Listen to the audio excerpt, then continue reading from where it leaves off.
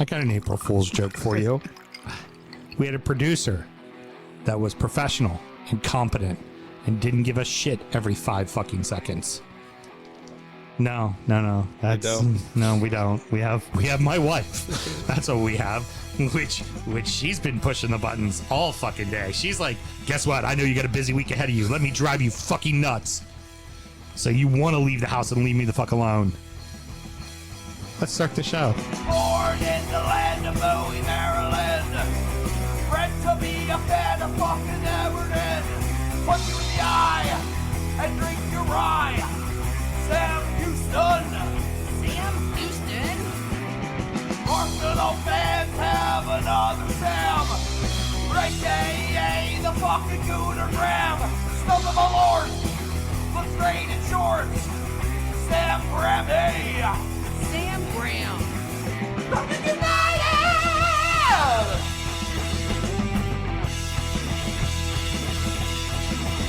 Fucking United!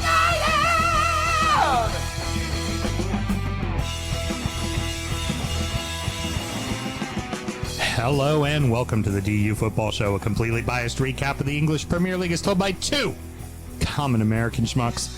I'm your host, Sam Houston, and across the way from me, making sure that they bought 4 tickets because 3 would look creepy, my co-host, Mr. Samuel Graham. Damn straight. Fuck yeah. That wasn't even on sound check. No, I just, but sometimes just gotta, That's an off-mic conversation. You give me good material, and I know exactly what I'm going to come in on.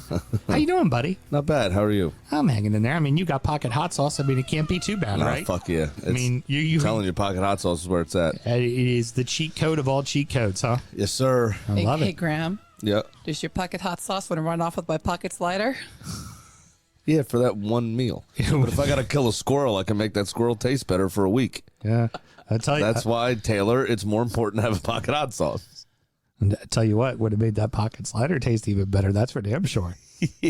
What? We're recording at the DU Public House just outside the nation's capital. You can check us out wherever you get your podcasts. And, of course, streaming live every single Monday night.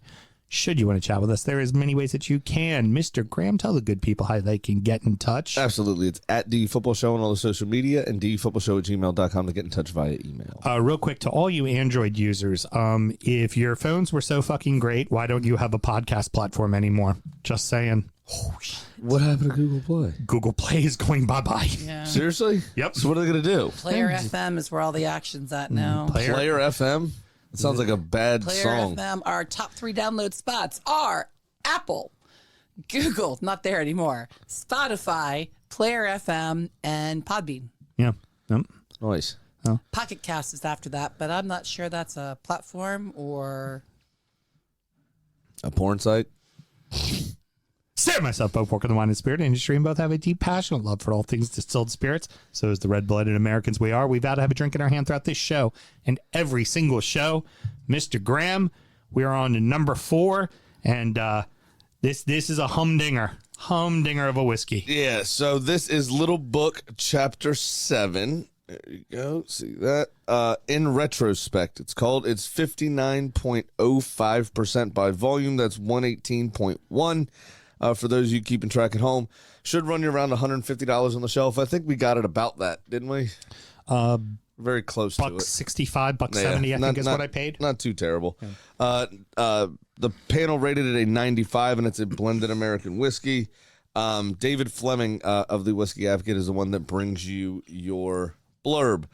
For this 7th chapter of the Little Book series, 8th generation Jim Beam Master Distiller Freddie No blended the liquids of the previous 6 chapters with a new one. It's quite a combination, a mix of straight bourbons aged 18, 17, 9, and 4 years, along with 10-year-old and 4-year-old ryes, and then a 5-year-old straight malt that was finished in applewood smoked barrels. That was from last year. The result is a rich array of flavors, chocolate cake, baked apples, and cinnamon, with plenty of heat, spice, and a long finish. There's a great unity of flavor, and it carries its proof remarkably well. Our highest scoring Little Book to date. Said they rated it a 95, like I said. Yeah, so Little Book is the Booker's release, annual release. I'm not terribly angry about this being on the list. It has been on the list before. This is a lot like the Wild Turkey Master's Keep. You can find this bottle. it would be harder to find now that the list has come out, but in January, I still saw this bottle, this chapter on the shelf. And when it gets released, there's enough of it to go around. Right. Stores will get like a 6-pack case of this. They'll actually have a decent amount. I like the little necker it came with it too. It's hard. I don't know if you can hear that. Yep. But so you can keep them and know what was in each little book, basically. So yeah. it's got the full blend listed on the front here, commingled by instead of blended by. Recipe number 10, 750. But then it's got a sticker on the back with all its tasting notes that they say should be on there. Color deep russet with golden hues. They say the aroma subtle sweetness with notes of clove. Yeah, definitely.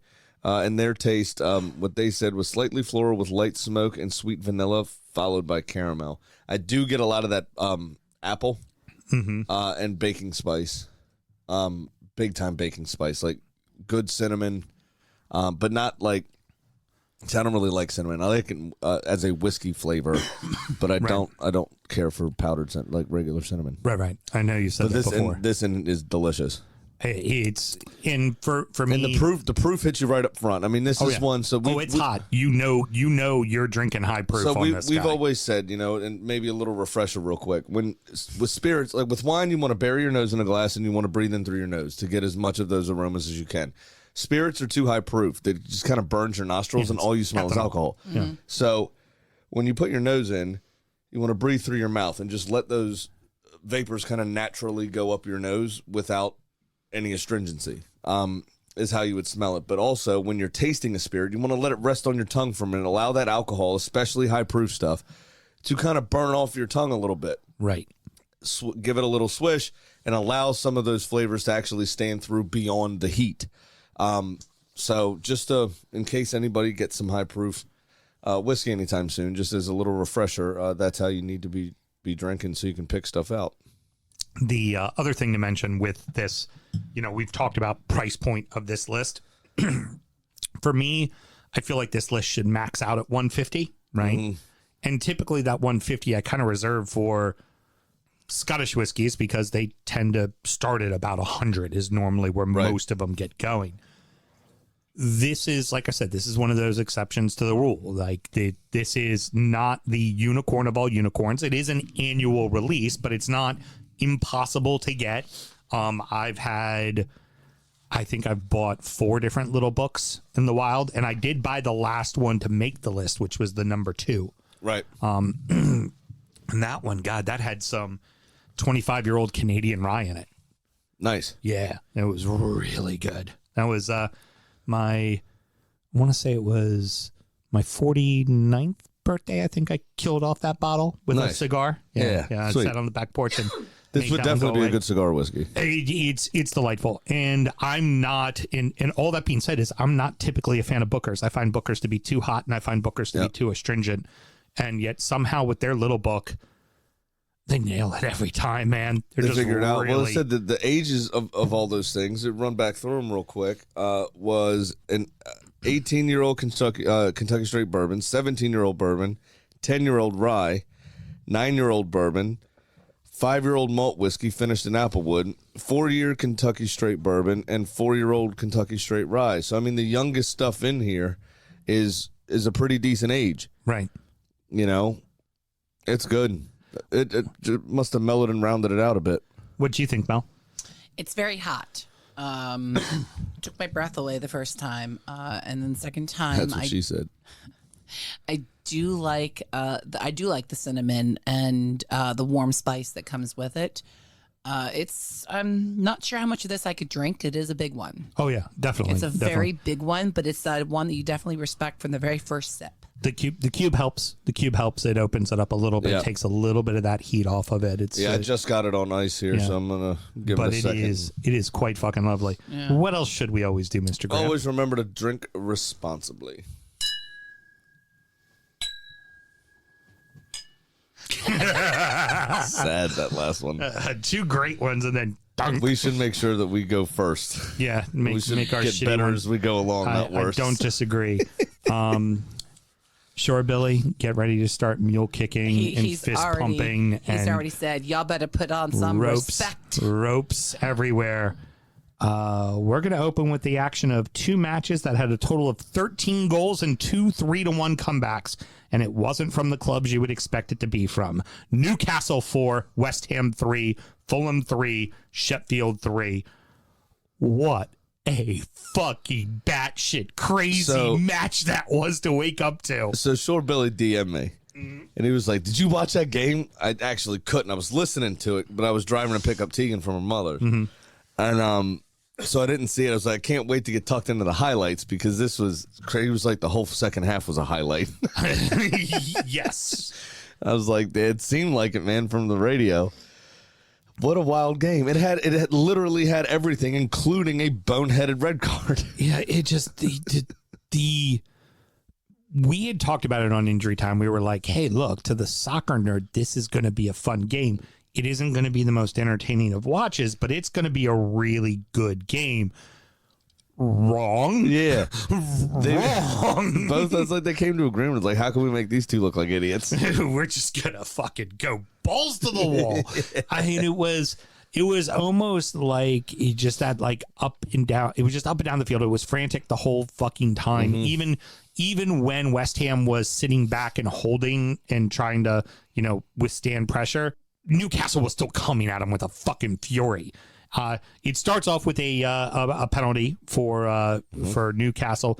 We'll talk about the second penalty in a moment, but even this one seemed a little off. Well, they're very similar in the way that he won both penalties. I mean, Soufal, I think, had more of an idea that Gordon was there. Right.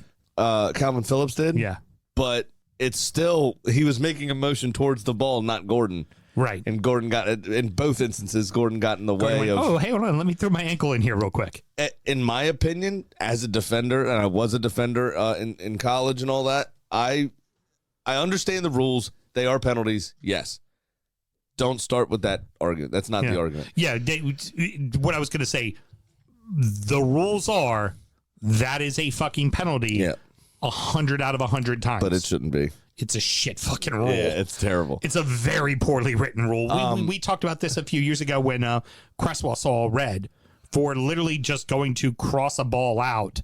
And I think it was Trent Alexander-Arnold jumped in front of him and got kicked in the back of the leg. And it was like, Cresswell had no idea he was there. Yeah. He was going to clear the ball, and the guy just went, "Oh, let me stick my leg out and see if I get fouled." Well, and that's the thing. So I have possession of the ball, right? And I'm making a play on the ball or trying to make a play on the ball, and you impeded me. In my opinion, as a former defender, that should be a foul on Gordon. Well, and it should be going the other direction. Yeah. Because if he sticks out and clips his heel, it's a foul. What's the difference? Right. Calvin, Newcastle are gaining an advantage from impeding a West Ham player from playing the ball. Right. I think it's bullshit. Now, but that also being said, they're both penalties. They're both penalties. Which the way the rule is written, just like when we talk about just a travesty. When we talk about handballs, where the way it hits a defender's arm versus the way it hits an attacker's arm is deemed completely different, even though it hits them on the same spot in the same way. One's considered a handball and one's not considered a handball. So it's tough, right? But after that goal, West Ham the fuck out of Newcastle. Oh, yeah. Sat back, waited. That pass from Paquetá to Antonio. What a ball. Oh, my God. And I love the Paquetá Guimaraes beating the hell out of each other all game, too. That was fun. Yeah, we just played together. Fuck you. Yeah, it was great. The music, just that little bit of English he put on the ball when it just bounced and kind of rolled right back onto stride of it. I mean, it was nice, gorgeous, absolutely gorgeous. Now, here's the one that's kind of questionable is the goal right at the end of the half with the quick free kick where Fabian Schär was holding his face. Right. So if we set the standard that a head injury needs an automatic stop. Why isn't that stopped? Right. Why isn't that stopped? I mean, he did get hit in the face. Do I think he needed to do all that? Absolutely not. But Kudus, his hand did hit him and strike his face. Right. I mean, that happened. And the game should have been stopped for he stayed down and he's holding his head, and there was contact. So the game should have been stopped, and that free kick should not have been allowed to have been taken. At least stop it to the point where the ref looks down at him and goes, "Get up, or I'm calling out the medics." Right? And then the guy would get up, and then you go. But there wasn't even time to do that. He just, go ahead, play it. But at the same token, also, nobody on the field ever really tends to, unless it's cramp, tends to their teammate when they're down. Right. Why aren't you already starting to organize? Why aren't you already starting to call out assignments? Right, especially considering a center back is out of the play. Exactly. You need to be covering yourself just in case. That's, and so that for me, Newcastle took their foot off the gas there. They let that slip. But that being said, Kudus and Bowen were fantastic as well in this instance. Yep. I mean, a ball, what a great ball to Bowen, and then the little layoff for Kudus was excellent. Yeah, and completely caught Newcastle napping. Newcastle's down 3-1, and West Ham's doing what West Ham does. David Moyes cracked a smile, which is, one of the three horsemen of the apocalypse. Yeah. There's no longer 4, just 3. Oh yeah, it is 4. You're right. It is 4. I'm the Catholic one. Wow, look at you. How about that? I know we're all going to hell. But then the second penalty happens, and Gordon does it again, gets in the way of Calvin Phillips. Cheat. I hate it. I hate everything about it. But part of my bias against it is that I was a defender. Right. If I was a forward, I probably would be like, "Oh well, that's just part of the game." But nah, I hate that. But dem do rules do. Yeah, that's what it is. Those are the rules, and then. Just like that did it. They bring on Miguel Amarone. You're like, okay, he's back. Nope. No, he's not. No, he's not. No, he's not. I don't know what's... Anyhow, my bad. I meant to put Barnes on. Barnes goes, scores a brace, and they win. No, Amarone got hurt. So who else got hurt? There was Newcastle, I think, of 8-9 players. They have that could start between injuries and suspensions. They are missing a full starting 11. Yeah, but didn't they have 2 players they brought on and took off in this game? Or was it just Almiron? Moist Smile might be one. Calvin Phillips' fat ass counted as the other 3. Sure, Billy has thoughts. Yeah, well, a lot of them. Sure, Billy. Besides Almiron, who else went down in this match? I mean, they were dropping like flies at one point. It might have been Lascelles had gone down. Oh, Lascelles. It was Lascelles. So ACL. That's right. Yeah. And then you had Areola on the other side, the goalkeeper. Yep. So Isak's penalties were actually against Lascelles. Yeah. A different goalkeeper. Yeah, we saw it. We got it. Thank you. You asked I Sure said thank Billy, you. We and just, the second I got it, I was telling you. And we had said it. Wouldn't you like to know Graham was right? Yeah, they're on a delay. Okay. Well, remember, Mel's on a delay because we could see we dump button, but we don't use it. Yeah, that's true. Very true. And Harvey Barnes comes on, 2 goals. Fucking boom. Great. Both of them great as well. Like they were both decent finishes. His first goal was just like Antonio's first goal, like a perfectly weighted pass right through that he just fucking slots home. So I'll be looking forward to him being substituted at halftime next week with a broken leg. Yeah, precisely. Because anyone that does, or on Tuesday rather, anybody that does well seems to get injured for Newcastle. It's they're playing us. Please get hurt as hell. You know what? I reckon they won't sign anybody this summer. They got a whole damn team. Well, no, they won't sign anyone this summer. They'll fire the entire physical therapy staff and bring on a whole new bring a whole new physio team in. Don't disagree with that. And then they'll just actually have a squad to work with. Right, they'll actually have a team. So the funniest of stat lines is Anthony Gordon gets 2 penalties, 1, and then gets 2 yellow cards and gets sent off. But idiot. I mean, the first one, I think, was a drag back on Kudus. Professional foul. One of the commentators made the point, and I absolutely believe it's like, that's how good Mohamed Kudus is. Gordon was like, even I can't keep up with him. And he was the fastest player on the pitch for Newcastle since Almiron went down. Yeah. And he just gave him the little tug back, had to do it. Yeah, professional foul, take the yellow. It is what it is, took the yellow. Then don't give the ball away stupid, and very blatantly split the 2 players with the ball he kicked. Yeah. It's not like I've done the gentlemanly thing as a dickhead and kicked it a little harder than I should at the person. Right. So it maybe bounces off them, but you can't accuse me of not giving you the ball. Right. I gave him the ball. Yeah. But he puts it between both West Ham players and splits them, and the ball traveled a good 8-9 yards past them. Yeah. I mean, it's so stupid. And when you just saw all of these players go down with injury, your team fucking needs you. Yeah. Very much so. I mean, this kicking the ball away. Also, the referee looked like he forgot he booked him already. That's why you write it down, Dickie. Yeah, because precisely. It took Jared Bowen reminding him that he'd already booked Anthony Gordon earlier in the game. But this is akin to you have 4 yellow cards and you play 2 days before Christmas. Yeah. Yeah. Anthony Gordon was just on international duty with England. He comes back. It's a very frantic game. He's one of the only players that made it almost 90 minutes. So I need a break on Tuesday. Yeah. I'm gonna get myself sent off for something stupid. Don't fancy playing me old club. I'm gonna go ahead and take this one off, Gaffer. Sorry. Exactly. Fucking stupid, man. I love it is his dumb face walking off too. He's like, what do you mean? I just kicked the ball away. Yeah, second yellow. Yeah. You forgot you had a yellow card too. Yeah, Dodo. Idiot. Moving on with Sheffield and Fulham.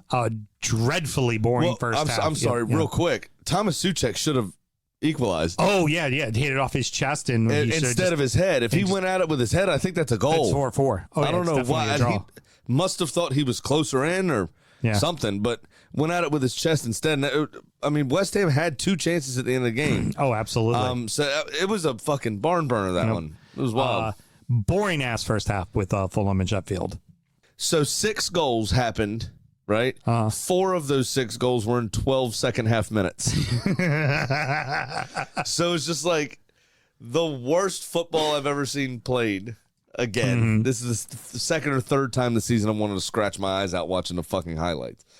And that I'm surprised that the first half highlights lasted the full 4-minute slot that they had in the highlight package, because there was nothing to see. No, it was pitiful. Nothing. And in fact, if anything, it was Fulham really had the upper hand and missed a couple of good opportunities, and that was really that was it. There was not. I think Muniz hit the post with a looping header. I think that was it. There was one shot that the keeper got his hands on low and knocked it off the post. Yeah. Yeah, and that was it. And that was it, right? Yeah. So my whole notes for the first half was dog shit. Yeah, yeah.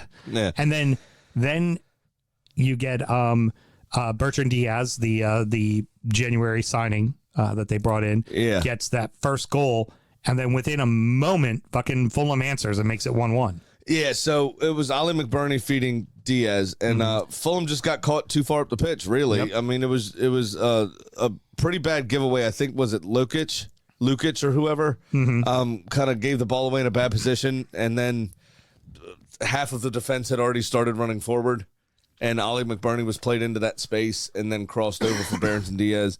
But yeah, and then a corner. I mean, it's almost like he had some sort of weird like invisibility cloak or something, because he's one of the longest, tallest men on the pitch. Yeah. And Sheffield just didn't mark him. No, there wasn't anyone within 5 yards of him. Nope. He was able to literally stand. He didn't even jump for the header. Yeah. He just stood still and redirected it and guided it across. And hell of a header, put it into the far side, into the side netting. It was great, but why wasn't he challenged in any way, shape, or form? And nobody even made a half-hearted effort. And then Diaz returns the favor to McBurney, and McBurney gets a goal. Exactly, just a few minutes after that, right? Yep. And McBurney gets his goal. It was pretty wild, and it was so at 2-1 there. You're thinking like, this is all right. Fulham's got to have something. I mean, the Sheffield United aren't good. We all have seen that. Nope. Sheffield gets a third. Sheffield gets a third. Sheffield gets a fourth, and the fourth gets called back. Correct. And the worst part about that is VAR took that away for an offside for a player that they said was involved. I don't know that he necessarily was involved. Agreed. I think that's a little controversial, but then Sheffield let themselves, once again, they let their concentration slip, and they let their shoulders dip, right? Because Bobby De Cordova-Reid, just a minute and a half later, from essentially his first touch, scores from 20 yards out, makes it 3-2. Yeah. Now Sheffield, instead of being 4-1 up, it's no Tyler Adams against Mexico, but pretty fucking good. Yeah. But instead of being 3-2 or 4-1 up, they're 3-2. They're still up, but it's 3-2, and that momentum. I mean, you could physically see a metronome a pendulum on the field swing to Fulham completely. Yeah. It was almost like Fulham went, oh shit, we were almost down 4-1. These guys, hold on, let's start playing footy. Yeah. Okay, now we'll start playing. Exactly, and play did they?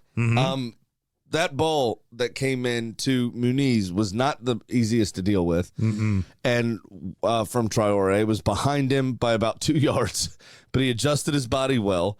And what a fucking strike! Wow. What a connection with an overhead kick. You don't see it often. A lot of times they'll loop in. Rarely have we seen, very, very good overhead kick goals. A lot of times they'll dribble over the line or whatever. That he kept his eye on the ball the entire time and hit it clean as fuck. And what is this now? 7 for 7 for him in matches with goals, or like 6 for 7 or something like that. Something like that. Something stupid. It's something ridiculous. All he's doing is scoring goals. Oh yeah, he's in the form of his life. And it's you start to wonder, if you're Fulham, okay, well then, Raul Jimenez becomes our backup. Oh yeah, and we don't need to go find anybody. We got our guy. We got our point man. We're good. I mean, for now, until they sell him to Saudi for $60 million in the summer. It's true. Or Manchester United comes sniffing around for no reason. No, you did that last week. You said Saudi's no longer spending money anymore. So I just find it funny. What do we think this leads Fulham to? Kind of they've finishing the season strong. Politely 10th. Yeah, it's in very politely and unassuming 10th. But what do we think this means for this team next season? Because there are some very aging players on the team, and there's definitely some pieces that are like, Palhinha's gone. He's going to get sold. More than likely. I I think it's going to depend if they can keep hold of Marco Silva, really. There are a lot of people saying that Silva and De Zerbi are the two kind of auditioning for the Liverpool job, essentially. Xabi Alonso this week has ruled himself out of that job, says that he's staying another year at Leverkusen, and that's where he wants to be. That's where is the right place for him, quote unquote. Okay. Carlo's supposed to be going to Brazil at some point, right? We think, right? Which we all are still here for. Please fucking want do it. Yeah. So I don't know who Liverpool's going to get. Right. I don't know what they're not going to go for Thomas Tuchel. I mean, the way that shit's going at Bayern, I think his stock has fallen tremendously. Yeah. First time in 14 years or something they haven't won the title. Yeah, they won't win the title. And his comments after their recent loss, this past weekend, they lost to Dortmund. First time they lost to Dortmund in like 23 years at home. In the league. I think Dortmund may have won in the cup once. But so they had that, and then Thomas Tuchel comes out afterwards and said, "There's no reason to count points anymore. Congratulations, Leverkusen." Oh, I mean, you don't say that. Well, what you're supposed to say is, well, I mean, you see, we signed Harry Kane. What else do you expect? Right. No, exactly. So, but for Fulham, what you said, where's Fulham go? It's going to depend on who they can keep, as you say. They got to replace Palhinha. They're going to possibly have to replace their manager. Do we think there's anything coming out of the blades for this game? No.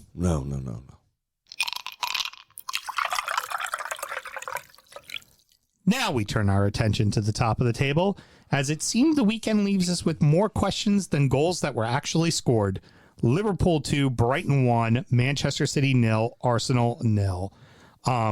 Welbeck with a scorcher to open the match. What a hit. What a hit.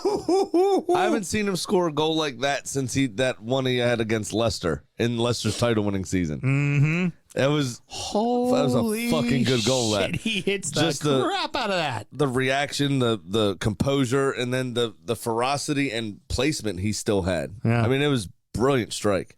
And then after that, all Liverpool. Yeah. This score line is not indicative, honestly, of how well Liverpool played. They looked good. They just couldn't put the ball in the back of the net. I didn't write it down, which is why I'm looking it up now. But Liverpool had to have like 72 shots. They just couldn't 30. Yeah. They just weren't putting it on target or in the net. But I haven't seen Liverpool play that kind of full throttle in a very long time. Well, they've been a lot of it is Salah having been injured, right? But also, he's the one that makes them. He's their outlet. But you go down 1-0. I've seen them kind of squeak it out. Get it that was just fuck this. Yeah. And they were now, on. Brighton did have a couple of chances. Kelleher was forced into a few saves in the second half, but for the remaining bit of that first half, you're absolutely right. It was all Liverpool. All Liverpool. And most of the second half was all Liverpool. Yeah. Brighton did carve out a few opportunities for themselves in a brief spell that they were on top in the second half. It But should have probably honestly been a 4 or 5-1 match. yeah. I mean, really. Salah, I think at halftime, Salah had 7 shots. Yeah. Like 3 blocked, 1 on target, and, 2 or 3 that were off target. Well, it was just like any old thing he could get his toe to, he was trying to shoot. It was weird. This is where, like, I feel like sometimes they should exercise a touch of patience. Mm-hmm. Like, there was a ball over the top that he tried to volley with. It was coming over his shoulder, and he tried to volley with the outside of his left foot. Just take it down and have it strike with your right. Right. You know what I mean? Just take a touch. He had 3 steps on his defender. It's like you just made the complete wrong decision. And maybe that's just a little rust since he's only recently come back from injury. Could be the case. You know, it's just his mindset just seemed to be a little off. But of course, the game-winning goal was going to come from Mo, right? We all knew. You all knew. Everybody knew. Everybody in the stadium knew. Everybody watching the game knew. There was like, Mo's going to get the winner. Yeah, I mean, if you throw 700 darts at the 20-20, eventually you're going to hit a 1080. Right, precisely. You know what I mean? And he did. But I want to talk about Diaz's goal was brilliant. What a fucking reaction that was. The way he stole in there. There was nobody shocked more than Verbruggen. Oh, yeah. That was insane. Mel, you had something for us? To quote Taylor, so what you're saying is they need more patience. Yeah. Yeah. That's it. That's exactly what they need. This now puts Liverpool in first place going into the second match, which was yours. In control of their own destiny. Absolutely the Shit. case. Shit. Which turns us They're getting healthier. directly on to your match. Gotta say, the atmosphere was fucking tense. It was, you could cut it with a knife. Mm-hmm. It was tense. The crowd on the pitch, the managers, it was tense. You could feel it. You Yeah. could feel how the tension in that game. Big time. It got a little chippy as well, and the referee, quite chippy. as you said off air, the referee kept the cards in the pocket, which I think added to the tension. Yeah, it's weird. I have, you sometimes think, hey, look, throw a card each way, especially there in the first half where there was a couple of fouls back and forth, and the ref pointed to De Bruyne to across the field where one of their guys should have gotten a yellow card but didn't, and it's almost like maybe the next 2 fouls on each team just gets a yellow just to kind of calm it down, settle it the fuck down. Yeah, but I also appreciate that he stuck to his guns. He pretty much kept the cards in the pocket for the most part. So City did their normal thing surrounding the goalkeeper, or surrounding the referee like crazy. I mean, they were complaining from the fucking off. Oh yeah. Arsenal didn't do a lot of that till much later, and mostly was just Odegaard, as the captain, is allowed to talk to the referee. Right. But I did find it funny. I was very nervous for Gabriel, actually, because that's the sort of atmosphere that we've seen in the past. Gabriel would tend to get a red. Ironically, it ended up being Saliba that was all in fucking Holland's head the whole time, and there was the two of them yapping at each other. Both of them, because they both kind of took turns on Holland. Gabriel left the game with only 3 fouls. Saliba, none. Yeah, no fouls called on him at all. Yeah, he was just kind of. It's almost like a good cop, bad cop that they have going. And there was one instance where Holland was standing there and Gabriel was just walking by and he got real close to his ear and you could tell he was just saying, "Go fuck yourself, you Viking twat." Just kind of, you could tell he was talking shit. It was brilliant. It was so good. And then at the end of the game, Gabriel and Holland were actually, kind of like we used to do. What was that team we used to play? It had Gio on it, where it was always Fuente's team. Where it was always physical as shit, but it was fairly physical. Like nobody was trying to cheat. It was just a hard-nosed match, right? Yeah. And Holland and Gabriel were embracing after the game like, hey, you know what? Fair play, good stuff, blah, blah, blah, blah, blah. Fucking Pep Guardiola comes over and gets involved. And you could tell at the end of it, Gabriel and Holland hugged. And they just held for a second. And it was almost like Gabriel was like, is he always like that? And I was like, yeah, sorry about that. He's kind of weird sometimes. Chad's weird. Very funny. The match ultimately no goals, and for the first time in 57 matches at the Etihad. City was held to no goals for the first time in a long time. Over a season and a half.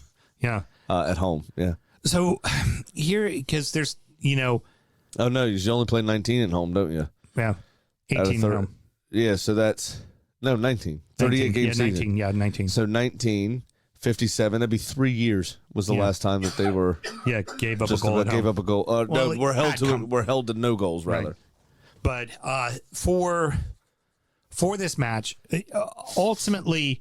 just really a chess match. There wasn't a ton of, there was action to it, but it wasn't like you were saying off mic, more of kind of a tactician kind of match. Yeah, so there was ebbs and flows obviously to the game, but City had most of the possession. But some of the football that Arsenal produced to get out of trouble in their own box was just brilliant to watch.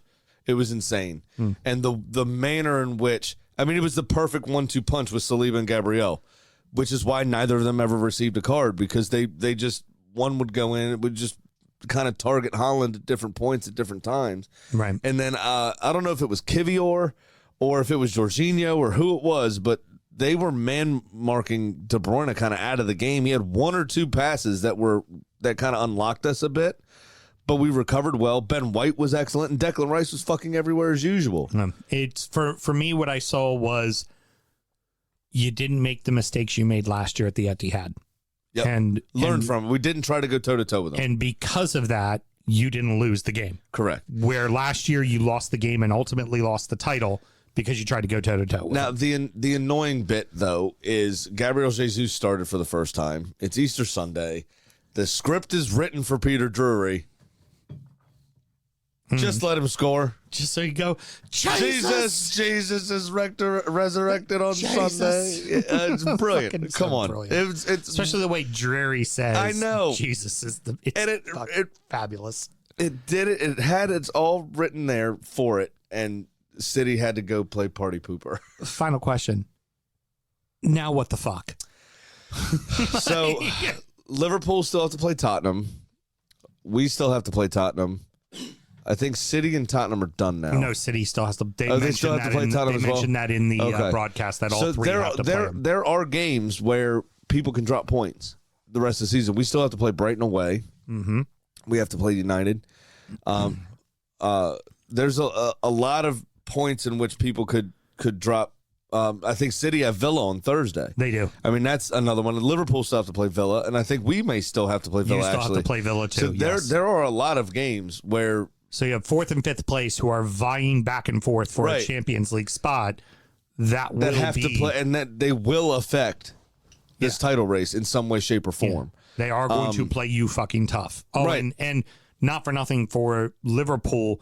At least you and City get Villa in your building. Right.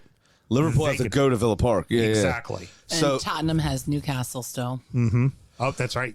Yeah. So there's potential for all of these clubs and bitter rivals of each of these clubs to have a hand in the title race. So it's going to be very interesting. It's on a knife's edge, man. You drop one game now, and the title could the shift in another direction again. It's absolutely the case. And this is what, when we were 5 points clear, or City were 5 points clear, and you thought, like, shit, they got to fuck up twice. You're like, that's not going to happen. Right. Now, this one game separates the top 3 spots, and then one game separates 4th and 5th, and everybody still has to play those 4th and 5th place teams. It's going to be a really fucking fun end of the season. This might be the best title race we've ever seen.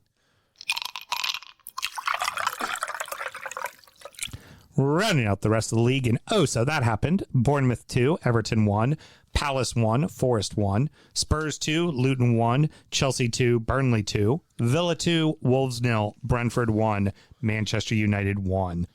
Everton just do it to them fucking selves, man. So I'm going to do it to themselves. I'm going to let you rant. Uh-huh. The only thing I wrote was 2 goalkeeping errors and then Seamus Coleman, what the fuck happened? Yeah.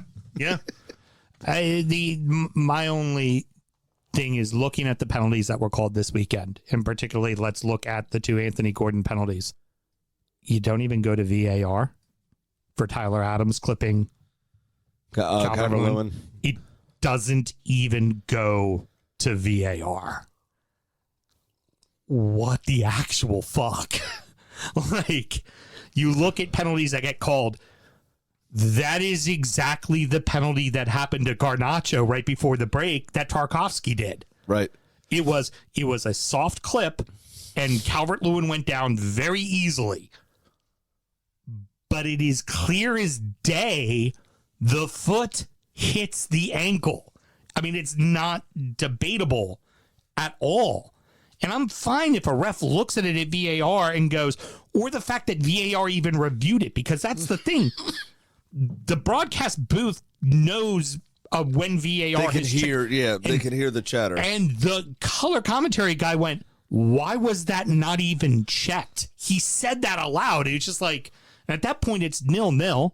That could absolutely change how that game goes.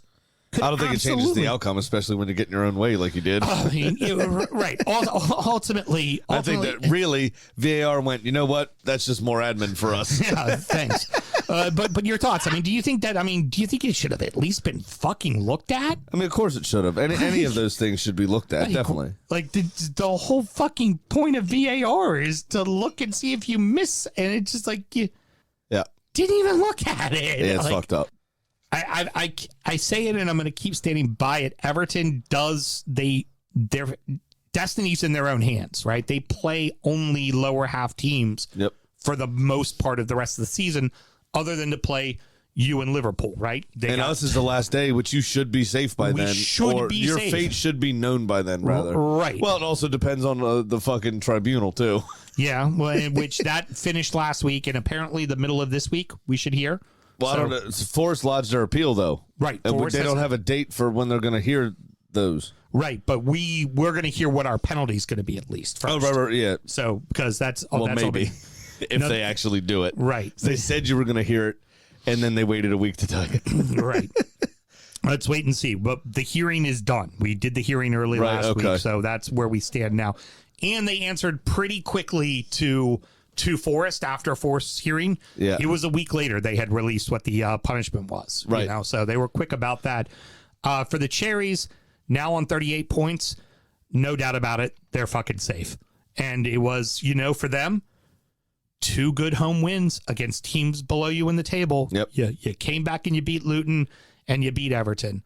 And you did exactly what you needed to do. Are you worried about the mistakes, though? I feel like Pickford, given some of the saves that he's made and pulled out of his ass, I think he should have done better with that header.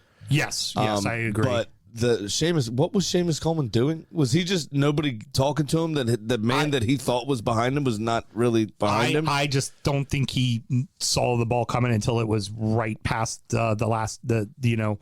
Tarkovsky, who was in front of him. I just don't think he saw it. But also, where's Pickford? Like, why is he on Pickford's way up on the near post. Yeah, like, what are you doing? No one's talking to him, telling him, let it go, let it go, let it go. Like, because easily, all he had to do was just turn his body to the left. Just step out of the way. If Pickford's there, he traps it down as he did, and Pickford just collects it.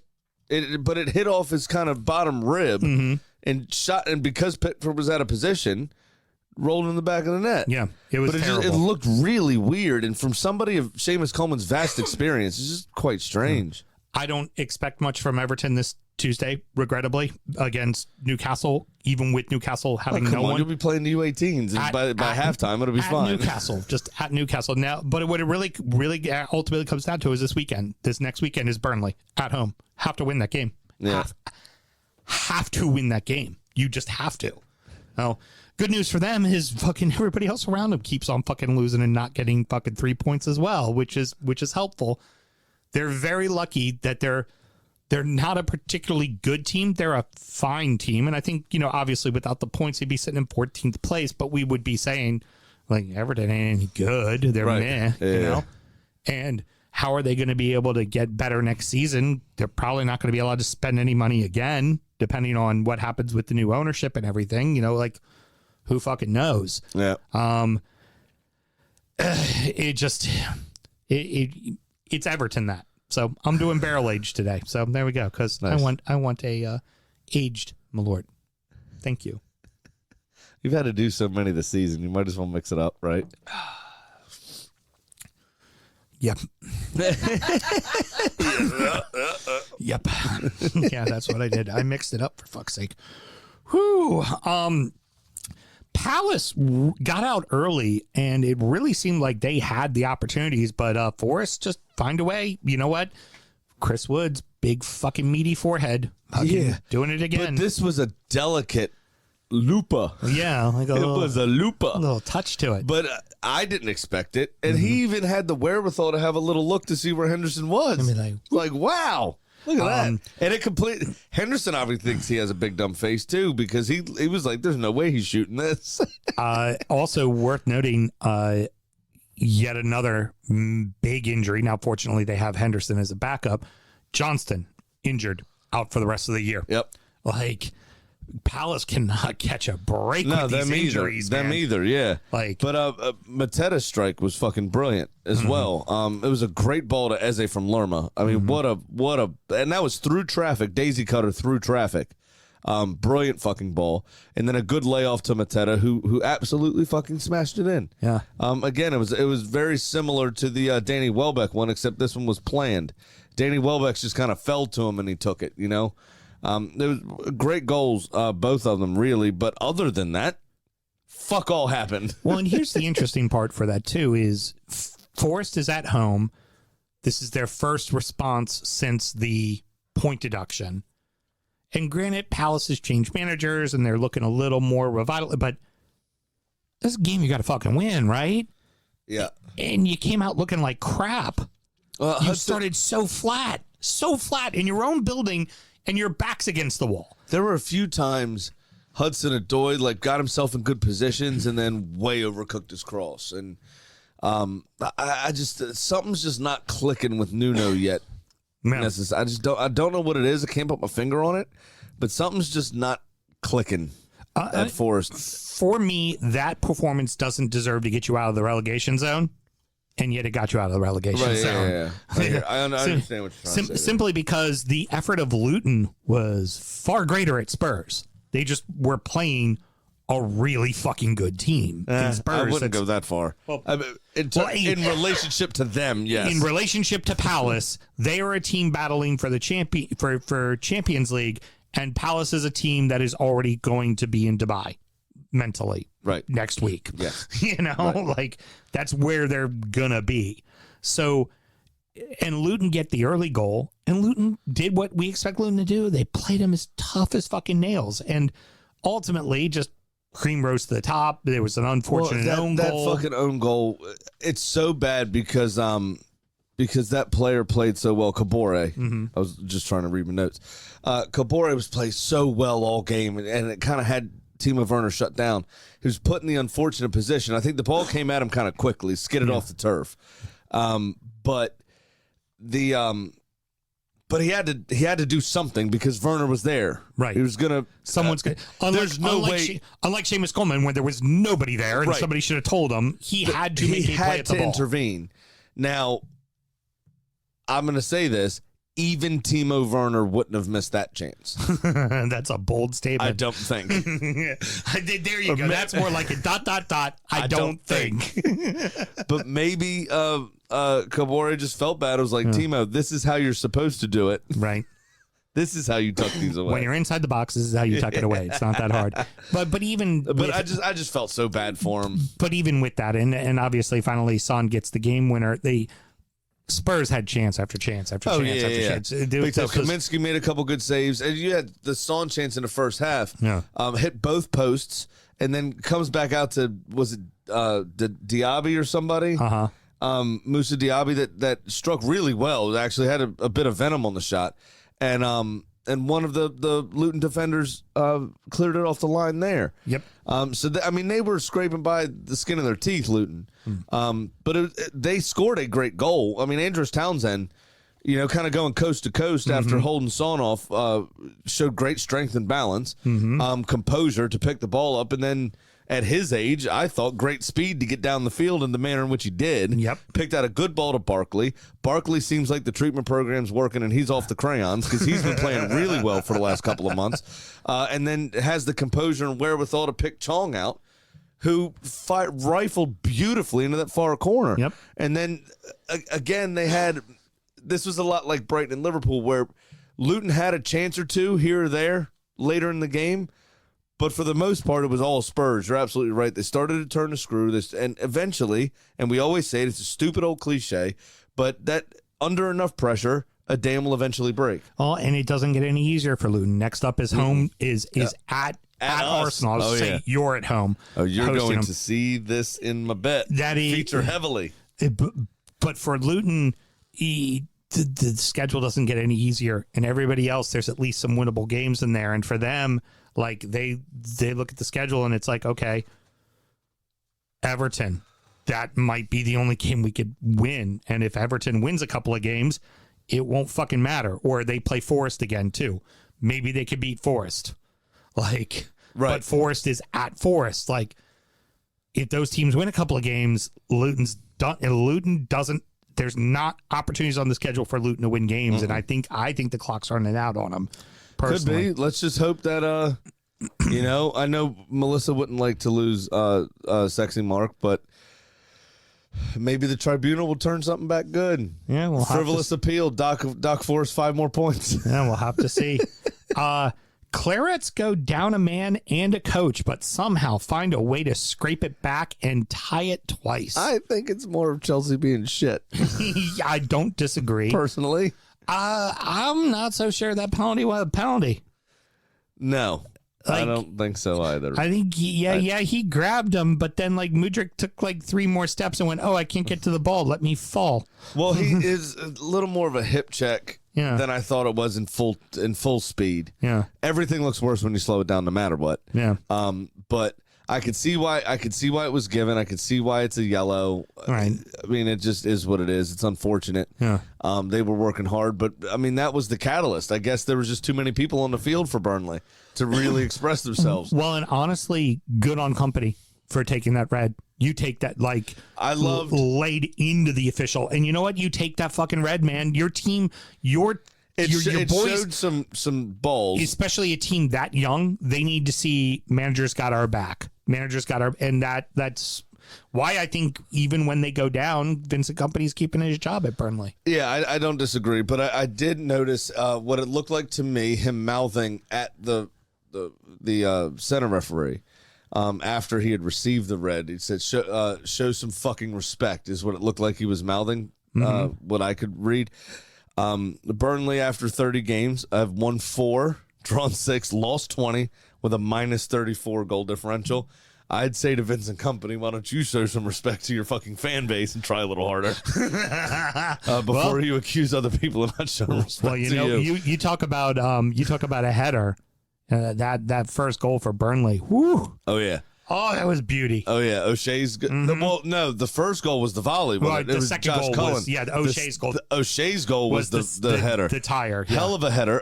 Again, Petrovic should have had that. Yeah. He clapped at it. I mean, it slipped right between his hands. Yep. He had everything on it. There was no reason for him to try to catch it. Should have parried it wide or should have punched. But he had it easily covered.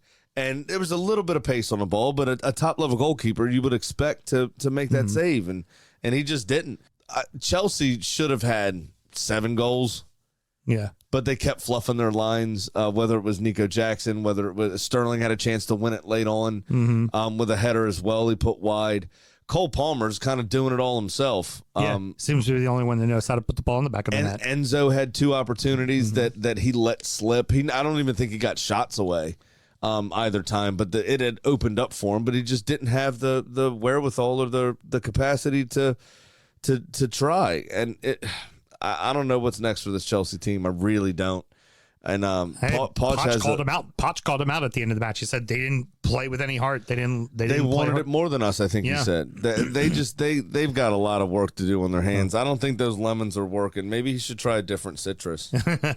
And for Burnley, I know we've been kind of not really talking about them just because there hasn't been much to say. You got to give them credit. You know what? They haven't lost in their last 3, and they're the only team in the bottom 6 that's actually gotten a win recently.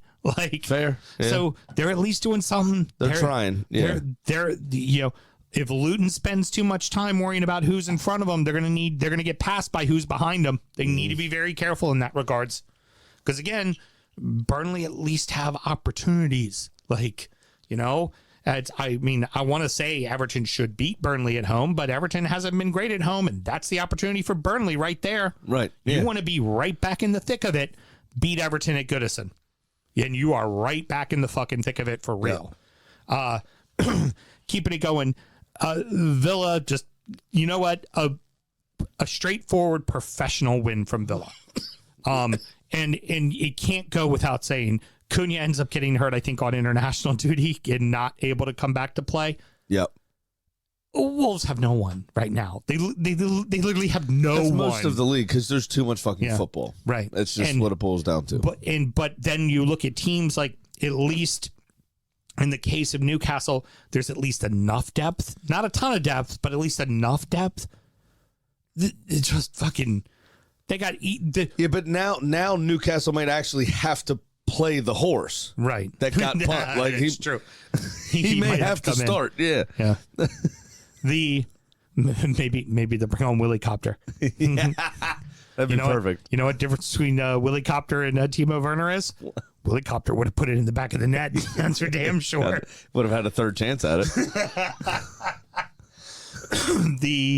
It's a third leg joke, Mel.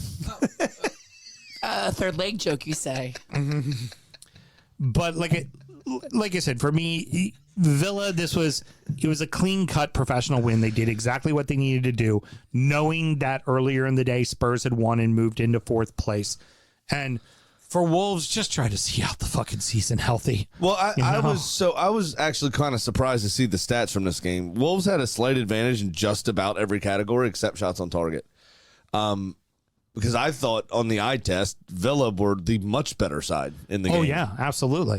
So I was kind of surprised to see that they actually had more possession, more shots overall. Not shots on target, but Villa only had 2 more than they did, or 3 more than they did. The turning point. But I of the thought game, they were super dangerous. Honestly, the turning point in the game was in the first half. Ant Nori had a very clean look at the net, and Emmy made a brilliant save. Got big and wide and put it over the net. That could have very well changed the overall game if Wolves go up on Villa forget first. too, this is a bit of a derby as well. Yeah, this is a Black Country derby. They're only 17 miles apart, these 2 teams. Yeah, the Lannisters and the Starks. Yeah. Yeah, the Wolves and the Lions. Diaby tried to rip a hole in the net. What does he have against the net? He fucking rifled that thing in. He lined it up perfectly, and he knew he had it. And on the camera angle looking at him, you can just see like a little grin just before he rocks it off. Before he got his rocks off his head? Actually, you know what? Credit to Konza, too. That was a nifty little... Stop. He ain't mean that shit. He'll tell you he meant it. He ain't mean that shit. You know what? That was a cross to Duran, and he... You know what it counted as? A goal. You know what it counted as? A goal. Oh, no, it went in. Yeah. But he didn't mean it. That was a cross to Duran. That is very similar to the only goal I scored in college. Actually, you were going for a cross. Oh yeah, and it was a windy day, as Klopp would say. And let's finish it up. Bees and United. Honestly, the Bees were the better side. Big time. Massively the better side. You can tell the difference that they are the minute you have Wissa and Mbeumo and Tony. Oh, yeah. Like, it's night and day. Mbeumo came off the bench. How they attack. Night and day how 100%. They attack. The post was United's best player. Yep. By far. Oh, yeah. Onana played quite well. The rest of the United team was relative dog shit. Yeah. I think Fernandes had 1 shot on goal that was saved pretty easily. And then it looked like a smash and grab. I mean, Mason Mount scored in, the 93rd minute or whatever it was? I was going to say, and yet it would appear United was going to get away with yet another victory they didn't fucking deserve. So, I mean, I wrote this down on purpose because of how ridiculous it was. I didn't write the full quote down, but the one of the announcers essentially said, "This is the goal that could jumpstart Mason Mount's United career and propel United into a fight for the top 4. And then 90 seconds later,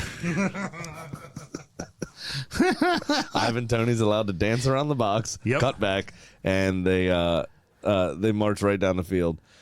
And that made me laugh immensely. Yeah, that was pretty much. That was fucking brilliant. Allow me to say This is the goal that could propel jumpstart Mason Mount's United career. It's been hampered by injury. I do feel bad for him. But 90 seconds. You know what they say about United, right? What's that? Bunch of fucking frauds. Sure money. All right, I'm not writing my cup of losers tonight. I forgot to pull out the paper for it. So I have writer's cramp. I've lost so many fucking times this season. No great. For me, I am now down 16-47. Let's hear what you have to say, Sam, while I search for Pat's email. Well, Luton couldn't put off the draw or the victory, so I am now down $218. Big Sam's Lock of the Week. Did you know that 25.80452% of the time, That's it? it works 100% of the time? That's it? Yeah, that's it. I was waiting for a No. 50587238714. For the midweek, give me a North London parlay. Arsenal over Luton and Spurs over the Irons at plus 138. Just get myself back towards the block again. Doing safe shit. Yeah, exactly. I want to get So you towards can stay in front. I want to fucking did what you did when you were in front. True. That's how it works. True. And now, it's time for our degenerate gambling friend Pat's Pick of the Week. I miss talking to Pat on the phone. Oh, he was coming back from Orlando, so Yeah, been a long so week. The title of the email is Short Email, Bed, Sleep, Work.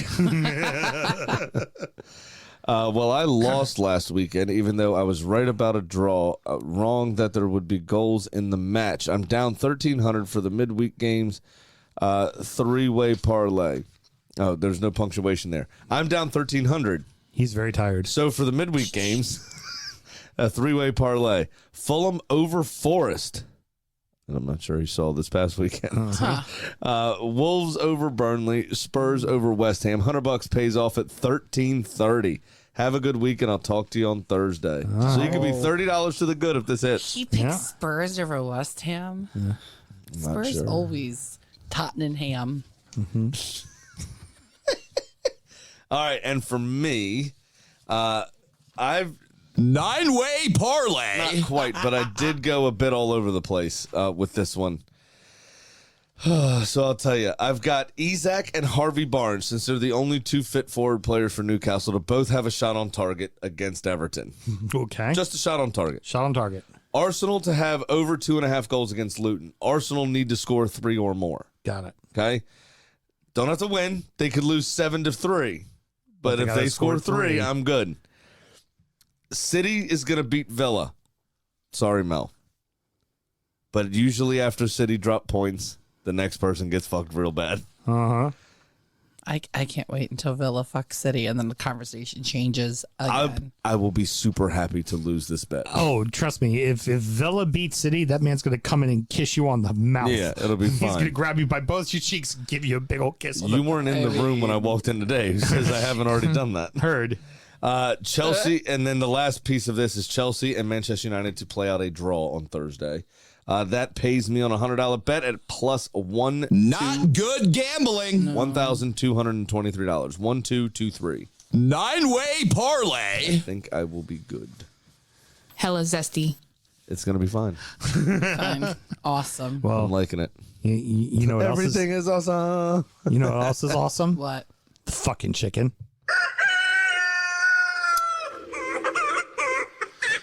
Well, Kitty hit with Villa's win over Wolves, and she sits at 16-13. So this week, I gave Kitty Arsenal hosting Luton Town.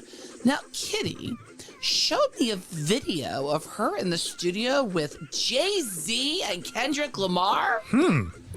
That explains the smell she came back with. Apparently, Kitty is the original chicken head. Jesus Christ.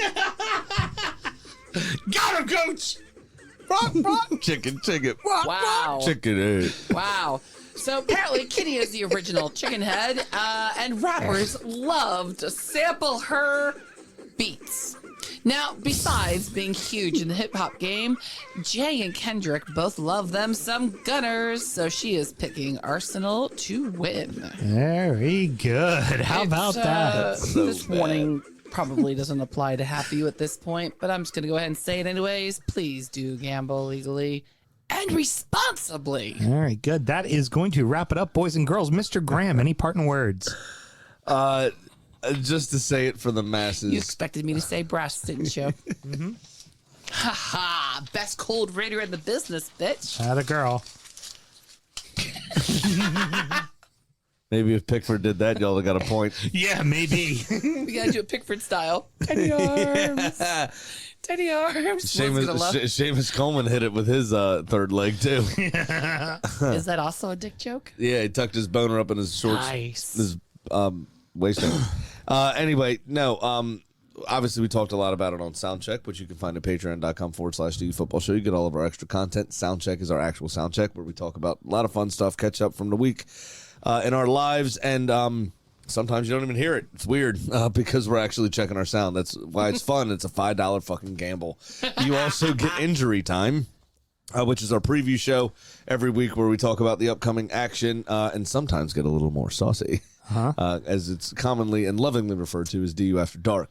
But I wanted to, for the masses, shout out the neighborhoods and the city of Baltimore after this What happened? this accident with the Key Bridge obviously having come down as a result of a ship running into it. It's just, listen to that for the full take. But a lot of good people, good, hardworking, working class, blue collar guys and gals are going to be greatly affected by this, as well as the whole region's commute, and obviously the 6 or 7 people that have lost their lives. It's all just quite sad. The whole thing just kind of sucks, and my heart goes out to my city that I lived in for 7 years and grew a great affinity for, and it's just sad. So. Brought Bo in tonight. Obviously, it's not made here anymore. Saying you got a Bo as well. Just raise the belt for Baltimore today, y'all. Yep, absolutely. Now, I would go ahead and talk about what we're doing next, but he already did all the fucking plugs. Amazing. Good whore. He can do it on this show. Sure as fuck can't do it on a fucking TikTok in one continuous Did a thread. backup video. Yeah, because he gets done and goes, oh shit, I forgot to actually plug the show. So I'm going to record it now. I was 4 pints deep. I'm going to go ahead and standing in the alley. We have alley. the pictures of you double fisting, looking up at the sky. We I was looking at the TV. We have that already. By the way, we have one chat. We have a lot of questions in the chat, but one that I want to pose you before we wrap up. What is the worst drunk? Malort drunk or Buckfast drunk? Never been Malort drunk because we only ever do one. Yeah. I would say I've been Buckfast drunk. I would say Buckfast drunk because Buckfast is like, it's Mad Dog. It's Scottish Mad Dog with caffeine in it. Yeah, I mean, Buckfast drunk, Malort drunk, you probably won't get drunk because you'll throw up before it's time to be drunk. Excellent point. One, you're also probably ripping shots of Malort while you're drinking beers. So yeah. So you'll just end up falling asleep at some point. But Buckfast drunk, you're absolutely right. It's got the high level of caffeine in there. Yeah. I mean, it's literally the original Four Loko, honestly, but with a lot more alcohol. As soon as you were saying that, Shore Billy went, so it's Four Loko. Yeah, but it's more chemically than Four Loko, and it's 14 or 18%, where Four Loko was only 7.5 or something. It is alcoholic Welch's grapefruit juice with Red Bull in it. Yeah. That's what it is. It is fucking insane. That's where you end up in a field cuddling a sheep. You're right. And you aren't really sure how you got there. Yeah, that's a Buckfast drunk. Yeah, it's the old Dave Attell Jägermeister commercials. Like there's just a scene of bushes. Suddenly a guy jumps out butt naked, covered in blood, and it just says above the screen, stripper heel hanging out of his mouth. It just says above the screen, Jaeger. Right? Like that's the Bucky right there. That is definitely the Bucky. So stick around if you like to hear us do the EFL show. That's going to be up in just a few minutes, and of course Injury Time as well. I'm not plugging it to Graham because he already plugged it. Come on. So until next week, everybody. Patreon.com/DUFootball Podcasts. Give me a little shimmy. Born in the land of Bowie, Maryland. Bred to be a fan of fucking Everton. punch you in the eye, and drink your rye. Sam Houston. Sam Houston. Arsenal fans have another Sam. AKA the fucking Gooner Graham. Smell the Malort. Looks great in shorts. Sam Grammy. Sam Graham. Brooklyn United!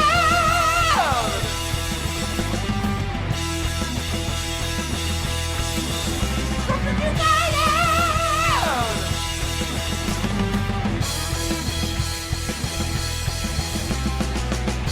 Hit the fucking mute button!